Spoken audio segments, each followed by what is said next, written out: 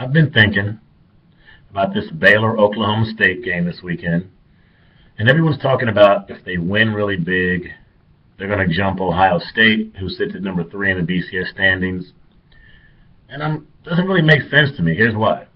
People knock Ohio State because of the strength of their schedule and the overall weakness of their conference. Up until Oklahoma, who had Baylor really played?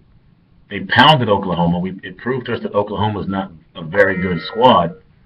And then they pounded Texas Tech, who was nationally ranked.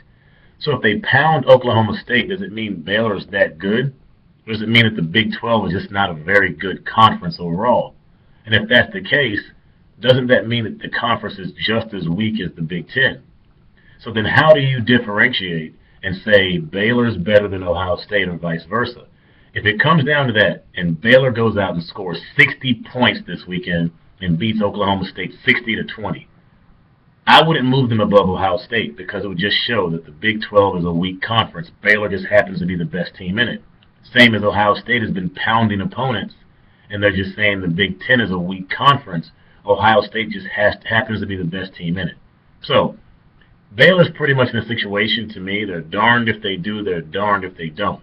If they only win by 1 point, they're not as good as everyone thought, and they'll stay at number 4. If they blow out Oklahoma State, people may think their schedule is just so weak and their conference is just so weak that they happen to be the best team in it. They may not move above Ohio State. So if you jump Ohio State because of a big Baylor win, BCS people, you should be ashamed of yourself. Ohio State is clearly a better football team. Baylor can score a lot of points, but can they score those points against an Ohio State defense, against an Alabama defense, against a Florida State defense? I don't think so. This is Doug Chapman for Campus Insiders. Check out my YouTube channel at Doug Chapman Insiders.